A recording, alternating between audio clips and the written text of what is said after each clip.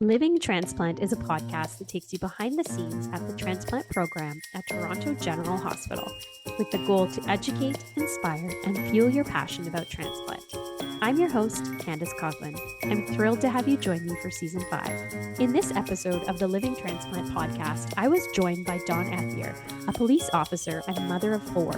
Dawn had thyroid cancer over 10 years ago. The cancer was treated, but she was left with hypoparathyroidism, which caused horrible side effects, changed her life, and the disease took a lot of time away from her family, her work, and her life.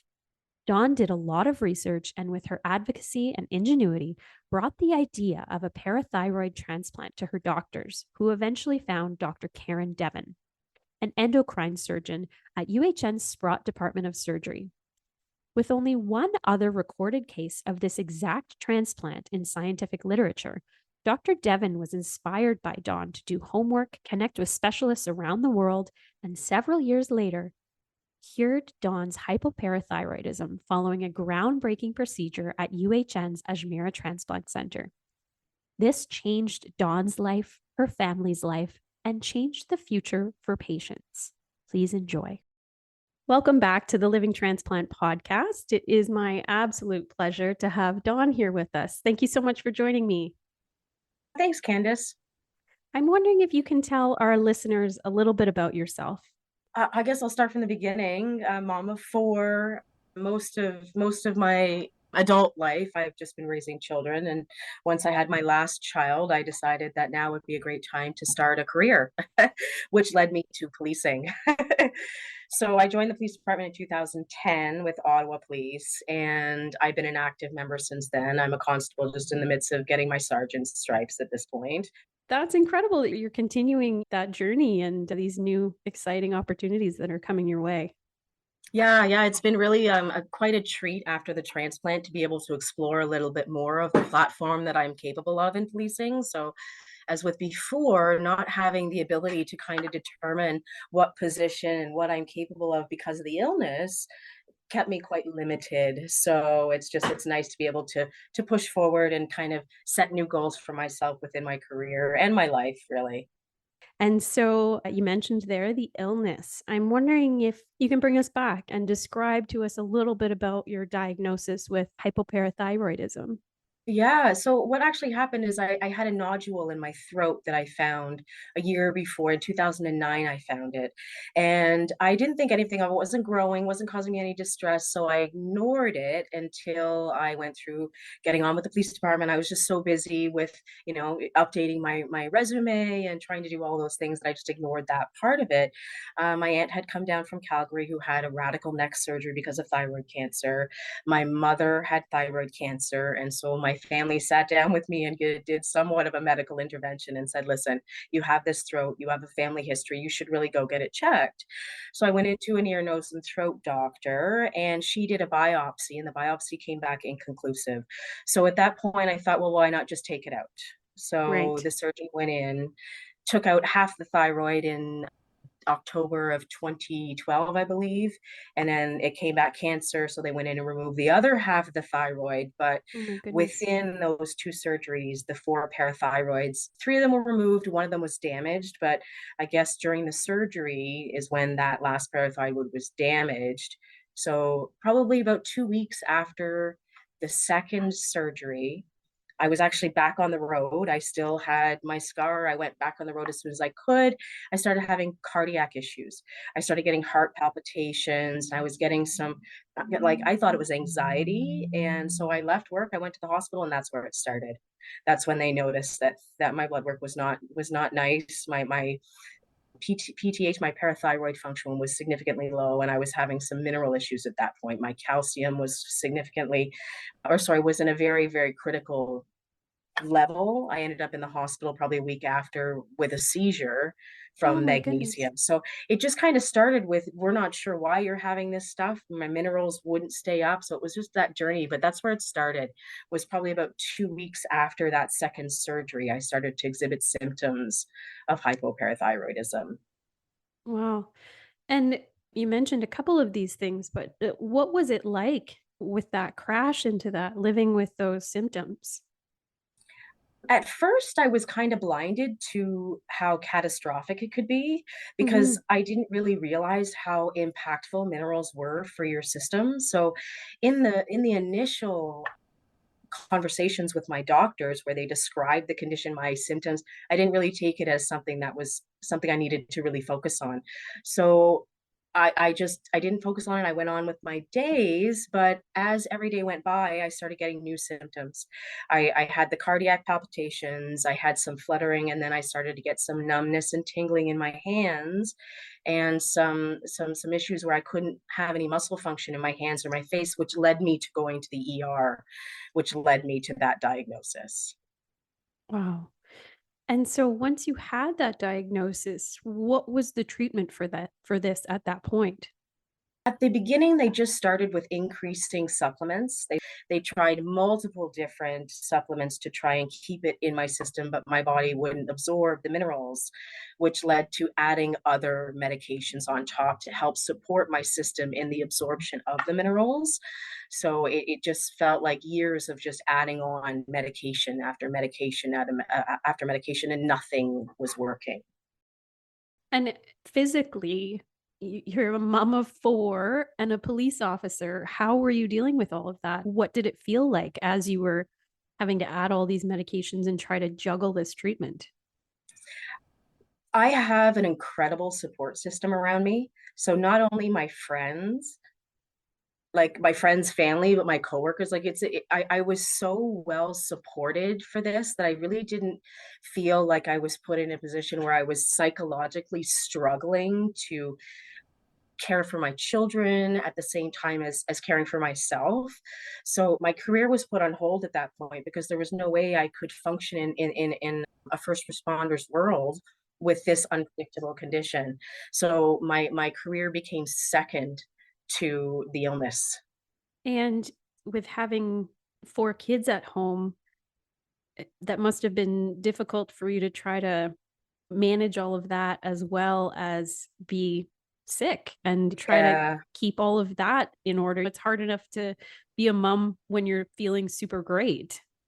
Yeah, I think the hardest part for me was coddling their mental health because they're seeing their mom, who they look at as this strong being. Because I'm a single mom too, or I was at the time. I'm remarried now, but I was a single mom at this time, and seeing me as their dominant parent and the strongest member of their family, the leader, being ill and being taken away in hospital, or sorry, taken away in ambulances, having to come see me in the hospital.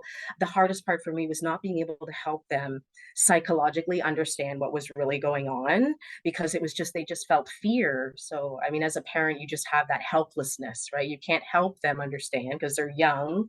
At that time, my youngest child was probably about 6. So it was just, between the levels of comprehension between all four children, they supported each other well, but still, as a parent, it's really challenging to watch your children worry about you. I bet. And I'm sure with the career choice that you've had, naturally, you're probably the one who wants to take care of everybody else and not worry about yourself, right? Yeah, you always put yourself to the side, right? Your needs don't matter as much as the other people that you're caring for, whether that's my family, friends, or the public, really. Yeah. Wow. And so, how long did you live with trying to manage all of these symptoms and different medications before you kind of dug into this research about thyroid transplants?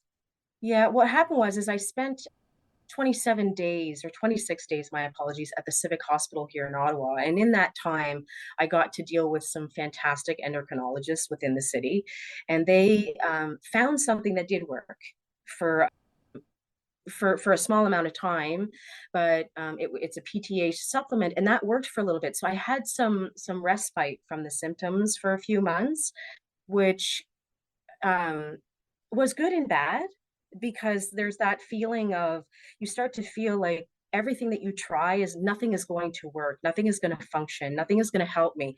So during the times that I would go through, changes in medications, and talking to different doctors, sometimes I was very positive and thinking, oh great, the doctors are doing their job, and putting some effort in here, and I also have to do my part, which I realized, coming from the employment that I have as well, where, the public relies on you, the public also needs to produce in order to help themselves. So I kind of took the platform that I deal with at work and how I run myself in my, career, and I took it and I placed it in my real life. And I sort of, once I was on that medication that was being dispensed, and it my doctors were telling me, listen, we're going to have to remove this medication, and they made me aware of it. That's when I started digging. That's when I started hitting Google. I started Googling anything and everything that I could find about parathyroid transplants in whichever country. And that's where my research started. Wow. What a rabbit hole to go down into and try to figure this out and search for things. What did you eventually find about thyroid transplants? I hadn't found many successes. I had Mm-hmm. found a case in Chile, and I'd found a case in, I think it was Poland, and I brought all of this package to my poor endocrinologist here in Ottawa, who has been such an advocate for me and has been wonderful. But that poor woman had me, this A-type personality person, coming in with this package of information saying, "Can you do this? Look at this, look at this, look at that." And so I was very passionate about it. And if she had not been the type of person that she was, invested in this like I was, I probably wouldn't have been successful. It was it was the people around me that listened to me and took me seriously, and cared about the situation as much as I did, that really made everything kind of come together. So as much as I was the one that kind of did the research on there, when I presented it to her, she's like, I don't know if this is possible. And I was like, okay, no problem. So I went back, and I didn't realize that she was making motions on her own because she felt it was worth going forward. Like she saw what I was seeing, but she just didn't let me know. And then several months later, I had heard from her. She was off on mat leave, and I had heard that she'd reached out to a doctor that potentially might see me, because I actually met with an ear, nose, and throat specialist in order to determine whether or not this was possible here in Ottawa. And she seemed like maybe this would be a thing, but I just don't think she had the resources to push it forward. So by my endocrinologist reaching out to Dr. Devon was just the perfect person, because the where the information was generated was from Germany, and Dr. Devon happens to speak German, which worked out. I mean, it couldn't have worked out any better. It Wow. really couldn't. That's incredible. And what a remarkable group of people to not have that kind of ceiling of this hasn't been done, so it's not going to work, but instead to push forward and say, who are the right people who we can make this happen with? And why Yes, not try? Right. And good for you for advocating for yourself and finding that, because that's one big thing that we always talk to patients about is advocating for yourself. And if there's something that you need or that you see that could make a change, to bring it forward, because we've just heard now you never know what the outcome could be and how those pieces could fall into place. exactly. So once you brought all of this forward, the doctor is working behind the scenes, chatting with Dr. Devon. What was the reaction eventually when you either were approached by Dr. Devon or that physician said, I've sent this to Dr. Devon and she's interested in meeting with you? Well, my doctor actually reached out to me and said exactly that. I've reached out to this doctor. She's interested in what you have, what's going on in your life in this parathyroid case. And she asked me if it would be okay to share my information to contact me. And Dr. Devon contacted me. We had a beautiful conversation. I made an appointment. I went to see her. At that point, I wasn't hopeful yet. I wasn't in that position where I was really, oh, this is going to go somewhere. It's going to happen. I was just so thankful that someone was even looking at it.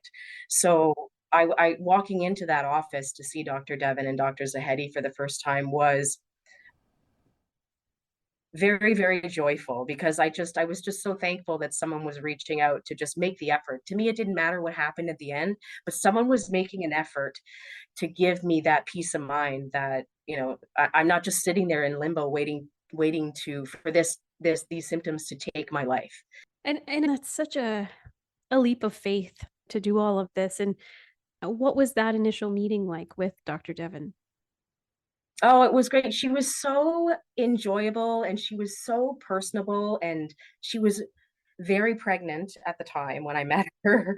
And I think she went off on mat leave shortly after. So there was that huge absence because she had the baby and et cetera, et cetera.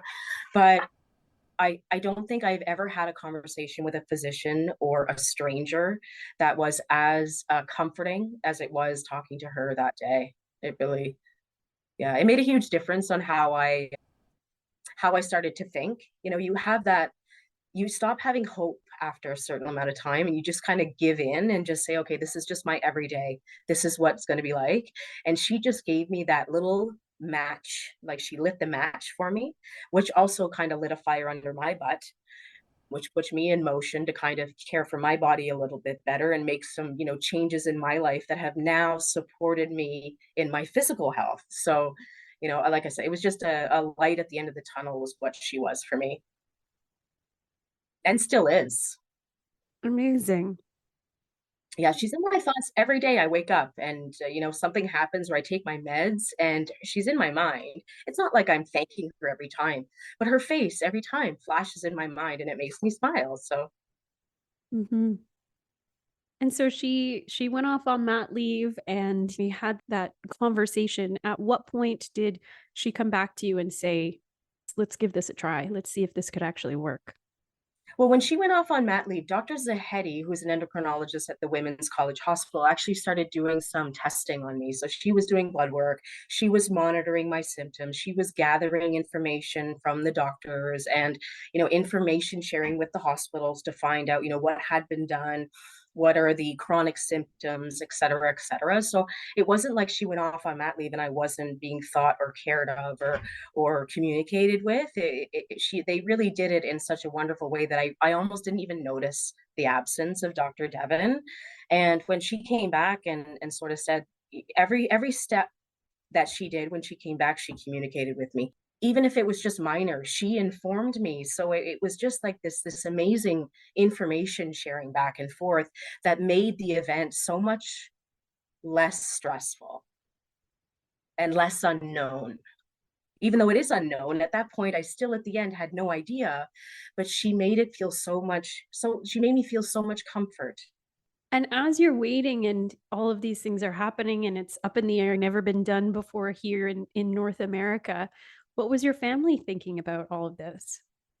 My parents are very similar to me. They're very positive people. So when something tragic or traumatic or chaotic or toxic happens, they're like, "Okay, what do we do? How do we fix this?" So they were on that same side with that no one ever let me get drawn into the darkness of all of this. And they didn't allow themselves to get drawn in. Now, bear that in mind, though. We had some moments of tears. There's moments where we have dug deep into our emotions and let it out, but we didn't stay there. We didn't stay crying over this and giving up and forgetting that there is life to live, even if this isn't curable or fixable. So it wasn't as stressful as I think people would imagine it being because you don't focus on it every day. You focus on it when your symptoms happen, you focus on what someone asks you, but you try not to focus on it every single day. If you do, you're going to drive yourself into insanity. And you're so right. Often when I talk to people, it's not the actual transplant or the symptoms that really gets to people. It's often that uncertainty and that waiting as well to know what's next or what the future is. And, you know, having that support network that you talk about is just, it's so important for us when we are living in such an uncertain health day. And as you know better than a lot of people, some days you wake up and you do feel okay and you can do some things. And then other days are days that we might not have the easiest time even getting out of bed. So having that network around you, like you said, is just so important for people. Once they thought, give this a shot, and you had your first surgery booked, how did that first transplant go? It was chaotic for me. It was Mm-hmm. I wasn't really expecting to be called that quickly because I knew that I was very challenging to match. I have I have an antibody in my blood that is gonna it's I guess it's 1 in 200 what thousand that I don't know the actual number, but it's very challenging to match me. So I kind of expected it would have taken months or years to match me. So when I got the phone call, they were wishing to for me to leave immediately. And so I was a bit in this panic of, well, I do have a bag, but it's 9 o'clock at night and I've got to drive 4 hours to Toronto. I didn't know where I was going because I made the mistake of not checking the environment before, because it kind of caught me off guard.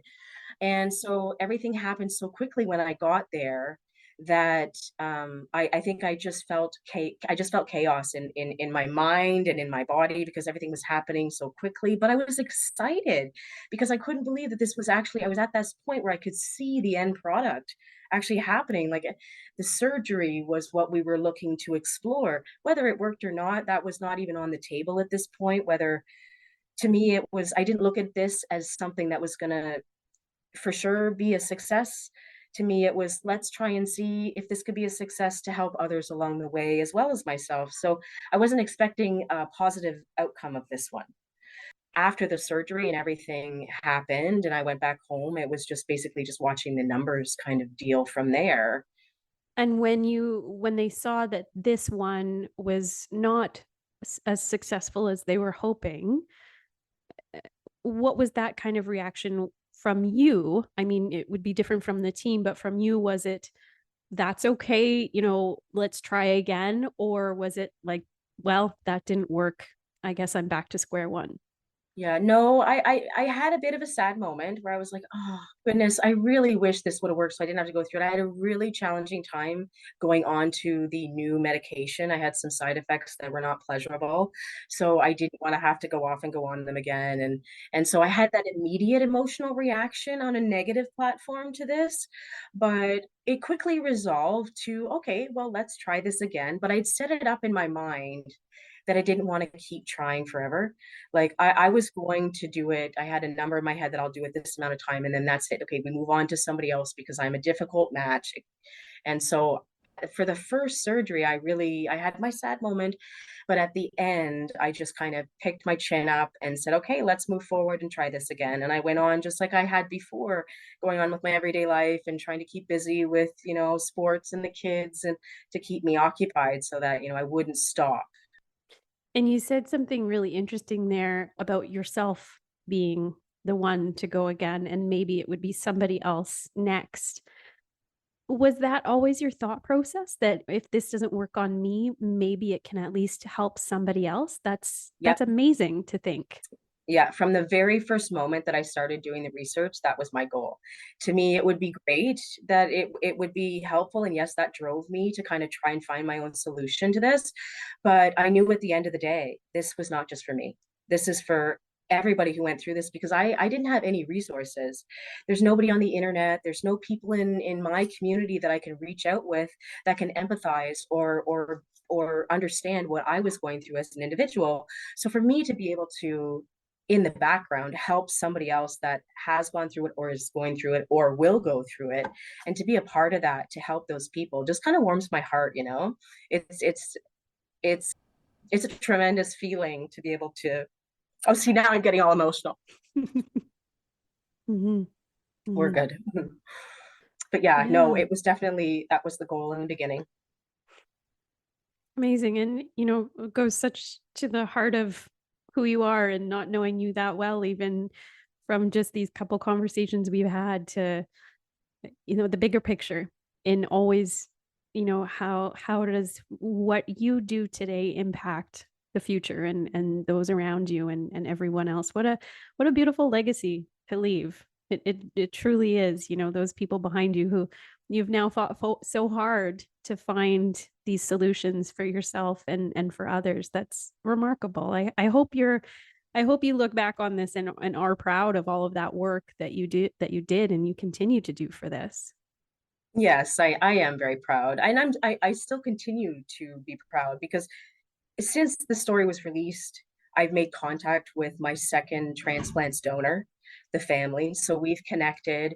We were able to have some good conversations about what the person was like, what family they came from, and just have a little bit more of a personal relationship with someone who really, really helped me and everybody else who's going to go through this. So things that have come from this have not just been me being a success as far as the transplant and changing my life, but I can see it changing others. And you mentioned there your second transplant. So the first time was not the success that you were hoping for, so you decided to go at it again. And what was that outcome of that second try? The second try was a success, and within, I think it was 6 or 7 days, it might have been 9 days, my apologies, 9 days, I was showing parathyroid markers in my blood. My mineral levels were starting to stabilize without oral calcium. So I was starting after 9 days to show that it was functioning. And physically, what did that do for you? How did you feel, let's say, a week prior to this transplant and 3 months post transplant? What was that difference physically for you? It has more to do with not necessarily the physical part, but the energy part and what I'm capable of doing now. I ended up like, I'm an active person. I always have been my whole life, but within this issue, the minerals help function your muscles. It's a muscle function. It helps regulate that. I wasn't able to participate in the things that help me stay emotionally stable, psychologically stable, like running and working out at the gym and being able to use those muscles in effectively in that way. So that was taken away from me with this illness. So I tended to kind of, overeat, or, I was putting on weight, and that was causing me to be, think differently about myself because of this. So once I had the transplant and all of a sudden I wasn't getting muscle cramps, I wasn't having, you know, issues with stabilizing my muscles in my legs and my arms, I was able to freely move my body again without fear. And that put me into running again. I'm up to running 10 kilometers or so when I do run. I'm now cycling to and from work in the summers. And it's just it's opened up that resource that I once had to keep me emotionally stable as a person has made everything in my life a lot simpler, because I'm able to navigate even stressful situations with ease, because I now have that tool in my pocket to help deal with those huge stresses that I once did. Wow. And that medication, are you taking anti-rejection medication as well for this transplant? I am, yes, Mhm. yes. Yeah. The difference between all of that medication you were on before to deal with your hypoparathyroidism versus the medication post transplant, which a lot of transplant recipients are very scared about. It sounds like what you're on now is much easier and much better for your health, and you're feeling so much better than what you had to deal with prior. Oh, absolutely. Like at first, it's hard to wrap your mind around these drugs that they're there for a reason, right? Like they're there for a purpose and they serve a purpose. And sometimes it's hard to wrap your head around ingesting something that can harm you. But at the end of the day, those medications are the ones that help you sustain the life you have now. So if you look at it in a different way, those drugs that helped me survive before are no longer useful to me, because I don't want to just survive. I want to live. It puts me in a more positive direction with those meds, because I don't look at them as being toxic, or, oh my goodness, I'm going to get cancer. Because you can take any medication on the road, or that's available on the road or in pharmacies, and there's side effects. So but it's worth it. The weaning onto it was a bit challenging, because you get a little bit of nausea and some of those little side effects, but nothing truly impactful that would cause me to become debilitated or anything. So yeah, it was I don't look at those medications the same way anymore, because they provide me with a life. So, Beautiful. Can you talk to me a little bit about what that was like to, you stated that you communicated with your donor's family. What was that mhm. like? It was strange, actually. And in all fairness, I'm not a huge social media person, so I'm not really active on social media a lot anymore. And they reached out to my husband, because my husband ended up being on the news story with me, and he was communicating back and forth with them at first, because I kind of was afraid to get attached. Because my big feeling with the transplant was, oh my goodness, somebody has to lose their life in order to give to me. So it was hard for me, as the person that I am, to receive that and know that that family was going through this terrible loss. And so at first I didn't want to connect because I thought I'm going to feel something here. I'm going to get emotionally attached to these people and their pain. But the more my husband talked to them and the more he was telling me about what they were like, the more I was driven to want to have more communication with them. And so it just led to this wonderful conversation about, I know everything about this woman that is now living in me and her family. And it's just a beautiful connection I now have to that gland sitting in my arm. Like I'm no longer looking at it saying, oh my goodness, someone had to lose their life for me. Someone had a beautiful family and lived a beautiful life. And in her death, she saved so many people. Yeah. We talk about legacy. I mean, no bigger legacy than that, right? Mm-hmm. Yep. Mm-hmm. Yeah, absolutely.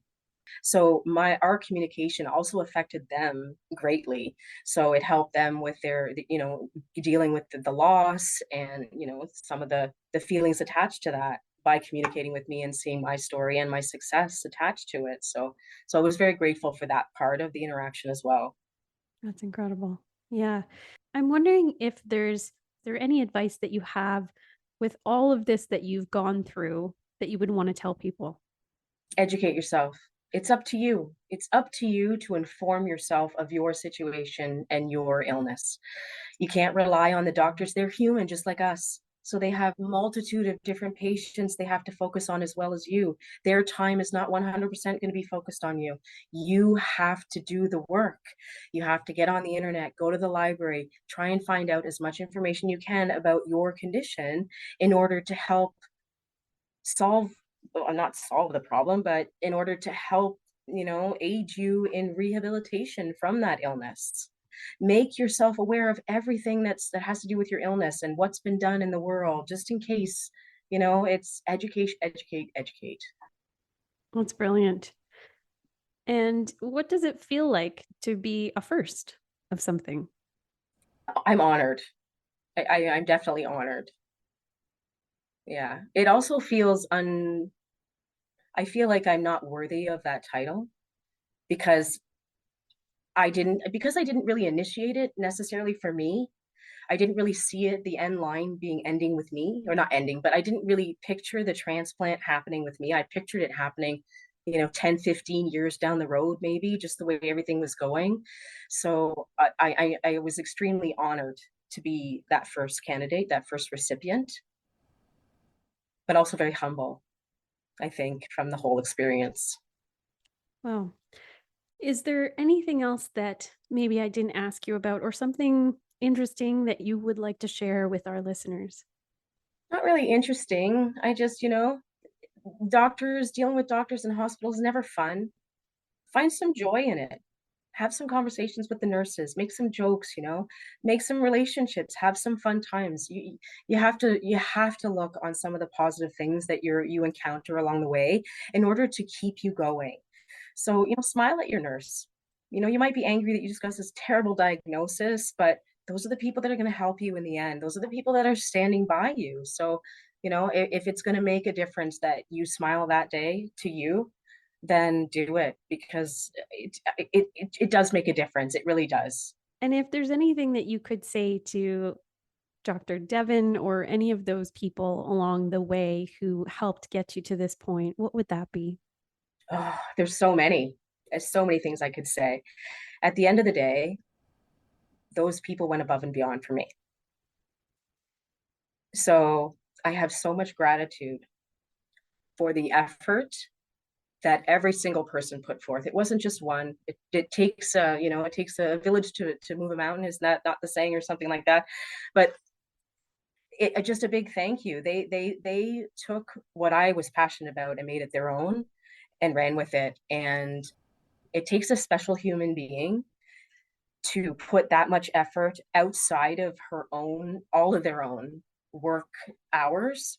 They put an effort on their own time for this. And I will be forever grateful and in debt to these people for the work that they've done. And yeah. Amazing. I think what you're doing now is exactly what they were hoping for, right?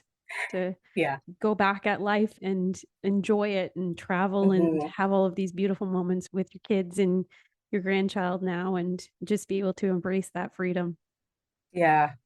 Thank you so much for taking the time with us today and sharing your journey of this first and the incredible advocacy that you did for yourself and for all of these future people who are now going to be able to benefit from the scary risks and the big leaps and the jumps that you took to make this happen. So thank you for sharing this all with us. Oh, thank you. Appreciate that. Thank you so much. I am thrilled to now have Dr. Karen Devon join us. Thank you so much for being here. It's a pleasure. I'm wondering if you can introduce yourself to our listeners. I am an endocrine surgeon and general surgeon at the University Health Network and at Women's College Hospital in Toronto. I'm also an associate professor at the University of Toronto in the departments of surgery and in the Della Lana School of Public Health and the Joint Center for Bioethics, actually. And in terms of, what led me to become a surgeon, I think, first of all, I always wanted to be a physician. It sounds a bit cliche, but it is what it is ever since childhood. I think because I spent a lot of time around my older parents who were Holocaust survivors and their friends. And I always had this sort of intense sense of empathy and, just wanted to be able to help people in their suffering, whatever that might be. And when I went to medical school, I did not think I was going to be a surgeon. I thought maybe pediatrics or psychiatry or something else. And I think what's amazing about surgery is you can often really solve problems. There's a very interesting technical aspect, although it's sort of less prominent than people might think about surgery. It's really mostly about communication and building trust and a relationship. And endocrine surgery specifically is also a little unique in that the problems that we deal with, thyroid problems, parathyroid problems, they're not just anatomic. They're not about an organ. They tend to be systemic. So our endocrine system really affects our entire body. And so that also is a really interesting aspect of the surgery that I do. Mm-hmm. So for people who don't know what hypoparathyroidism is, what is that and how does it affect people living with it? So most hypoparathyroidism is as a result of surgery. It's a known complication. It's fairly rare, particularly in experienced hands. So it's often avoidable after having a total thyroidectomy or neck surgery. When it happens, though, it's basically you basically have 4 parathyroid glands around your thyroid, and you mostly only need 1 parathyroid for everything to be okay. But if you have less than 1, or for some other reason they've become damaged, then you would have a problem with the calcium metabolism in your body. So the parathyroids control the calcium that goes in and out of the bones, that comes into the blood, goes through the kidneys, and really calcium is a molecule that affects all the functions of your body. And so having low calcium from hypoparathyroidism can really cause significant symptoms and have a lot of different complications. Wow, interesting. And you talk about being a surgeon with not a solid organ. As you start to describe this of what Dawn was experiencing, how did you get interested in that? This isn't a very easy problem to solve. Was that kind of a challenge that you found interesting in this whole world to dive into? Or how did you find your way to endocrine surgery in general? How did that become your focus? I think a lot of the choices we make in medicine have to do with the mentors we meet along the way. And I certainly had a number of mentors that were wonderful and, did this kind of work. And so to some extent, it was a matter of, following in people's footsteps. But also, as I said before, because the endocrine system really affects the entire body, endocrine diseases that we deal with in surgery are really, impactful on quality of life. More so actually than often mortality, so lifespan, but quality of life is often a significant issue with thyroid and parathyroid problems. This may be a naive question for me to ask. When you have a thyroid problem, an issue that could be solved lifelong by medication, or does this reduce your life expectancy? Is this a life or death situation? So yeah, so the thyroid and parathyroids are completely separate. It's just that we work in the area of both of these things. But hypoparathyroidism, when it is severe, in addition to symptoms and quality of life, can have real medical complications. You develop calcifications throughout your body, which can cause a lot of problems. And ultimately, the patients with severe hypoparathyroidism probably do have a higher mortality. It's just that, you know, we're reasonably good at trying to treat aspects of it, but until now have never really found a cure. So when we think about Dawn and what she went through, can you explain to us a little bit about how all of this came to be? This is a North American first. Right. Well, I think the story of how it came to be, from my perspective, is really interesting. I was on a physician support type group on social media, private group, and someone posted that they had a colleague who had a patient who, you know, was looking for a parathyroid transplant. And then another colleague of mine said, you know, essentially tagged me on this post and said, maybe Karen Devon can help. And that is really how this started. And when I read it, I thought to myself, well, I probably can't, but sounds interesting. Might as well, you know, at least reach out and think about it. And so I met Dawn, and she's the one who brought me, or had sent me in advance, I can't recall anymore, a paper about a patient who had had a living donor transplant, parathyroid transplant in Germany several years prior. And she said, you know, I found this paper. Can you do this? And again, I said, well, probably not, but I'll look into it. So then I did some, you know, background research, and, you know, people have tinkered with the idea of parathyroid transplant for a long time. In fact, the first human attempt at parathyroid transplant was in 1911. Oh, But wow. yeah, so there's a paper on that. It's really interesting. And then before that, they tried dogs, actually, but really the entire field of transplant had not yet emerged. So it was not something that was going to be successful. And, you know, over the years, people have tinkered with different types of parathyroid transplants. And so the type that we did was unique, but people have been trying to do this in some way or another with frozen tissue, or as we said, the living donor, or in patients who had already received other types of transplants. So this sort of field existed, but not specifically what we wanted to do. So I then brought this to the attention of Dr. Atul Humar, who was at the time the head of the Ajmera Transplant Center at UHN.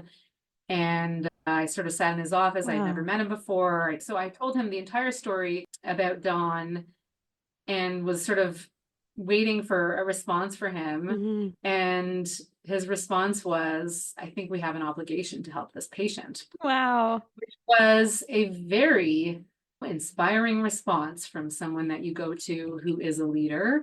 And he helped me assemble a team of real experts in transplant. And of course, I have a colleague, Dr. Afshan Zahedi, who was the endocrinology expert on the team. And we just had a huge team of people working together to get this done, to create a protocol, to do the regulatory work. And so that was back in 2018 that the idea, that everything sort of started. And then, of course, COVID, and on my part, a couple of mat leaves, you know, happened. And so it really wasn't until 2022 that we were sort of ready to proceed. And then when you were thinking about actually pursuing this, making this a reality, did you feel hopeful throughout this journey? Were there points where you thought, you know what, I don't actually think this can happen? Or did it really feel like once it started moving that there was a good chance that you could potentially do that? Yeah, I was very hopeful, actually. Once I started really looking into it, I actually was quite surprised, first of all, that this has sort of landed in my lap, because I'm not someone who does, significant research into this particular problem, although I treat it and I'm, familiar with it.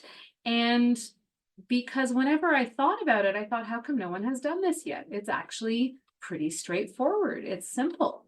Again, it has its complexities, but as a concept, compared to many things we do or try, it actually was one of these things where I thought, that's impossible. Like, someone's got to have really done this. And like I said, I found reviews where people had tried different things and different techniques in different types of patients, but nothing exactly like this in a young patient who had no other diseases other than the hypoparathyroidism from treatment of thyroid cancer.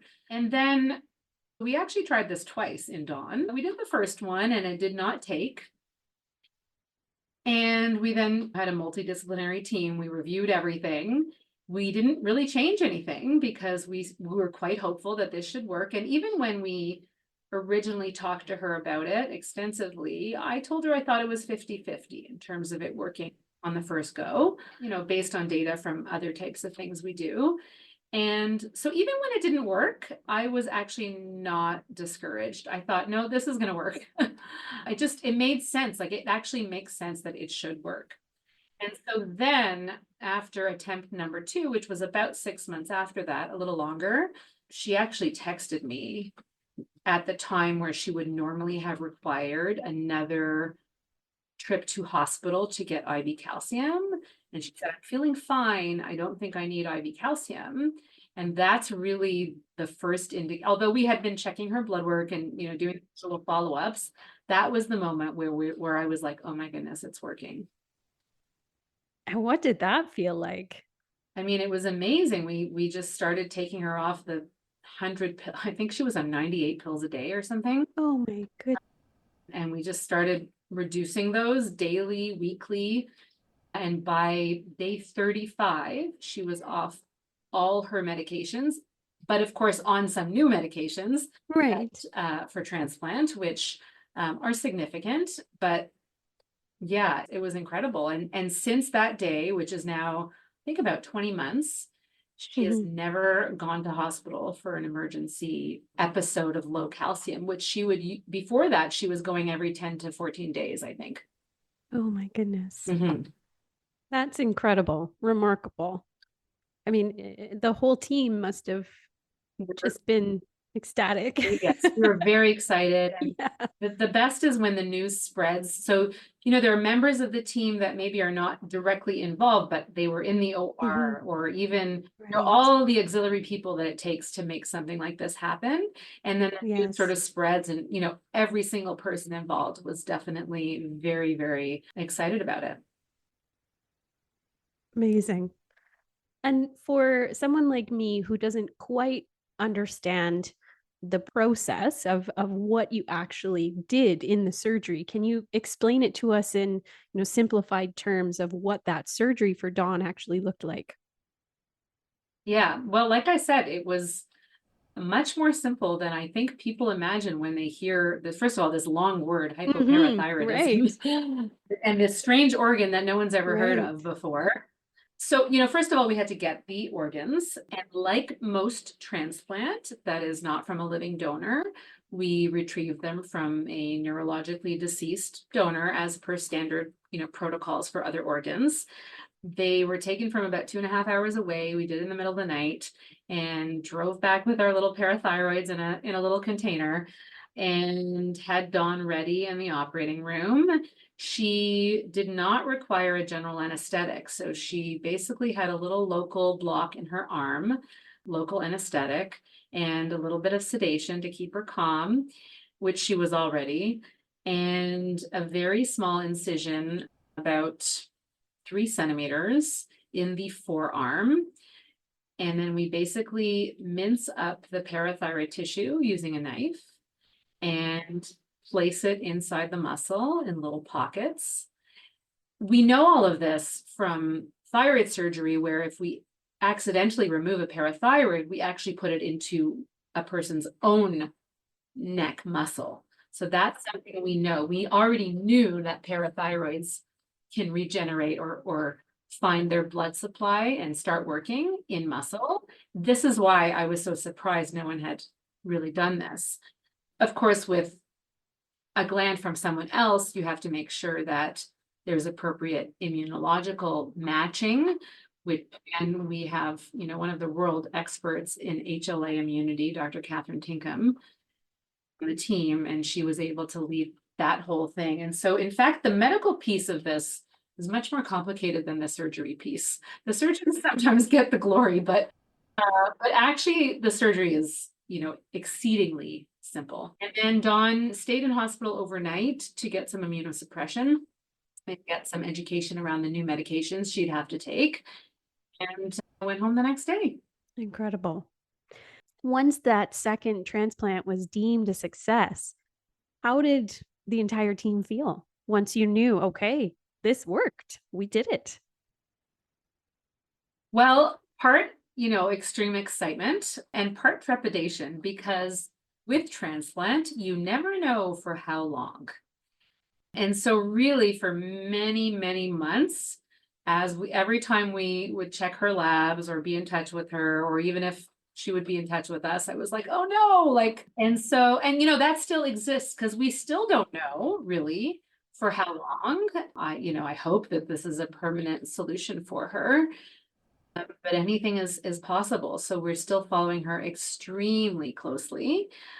We're most excited about trying this again. And, we have a protocol to repeat on several more patients who will be eligible. We're just assessing a few patients at the moment. And there's just a ton of questions that arise once you do it successfully. Which protocols should you use, or something you can do differently that's, easier on the patient or has less risk. I mean, there's sort of endless questions to answer around this. So we're still going. And you talked a little bit about, or just mentioned the fact that there was also a living donor at one point. Would this be something, in the future that would also be something you would be willing to look into? Yeah, I think we would probably try to first really establish this the way we did it. The reason is that there's actually significant, any neck operation portends some risks. So like with all living donors, they all undergo some risk by becoming a donor. And given that there is not an organ shortage, so some of the limiting factor for kidneys, livers, is that there's a shortage. And so we would like to get living donors to try and transplant people more quickly. For the time being, that is not the case with parathyroid glands potentially. And so if they function just as well, to put a living donor at risk maybe doesn't make as much sense. However, again, there've been, I believe, since that first case that Dawn showed me, there was a living donor parent to child. That kind of case, sometimes makes a lot of sense, but it's not our primary, population that I think we're going to consider to start with.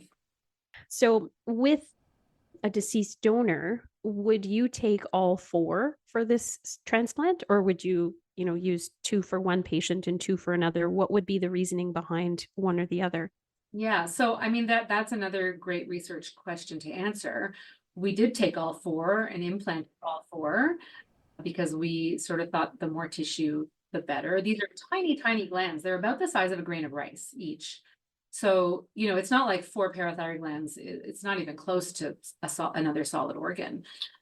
And so, we thought that it would probably be best to give as much tissue as possible. What we don't know is how much of it is functioning. We know it's functioning, but we actually don't really have a sense. There's no good way to take a picture of the parts that are working versus not.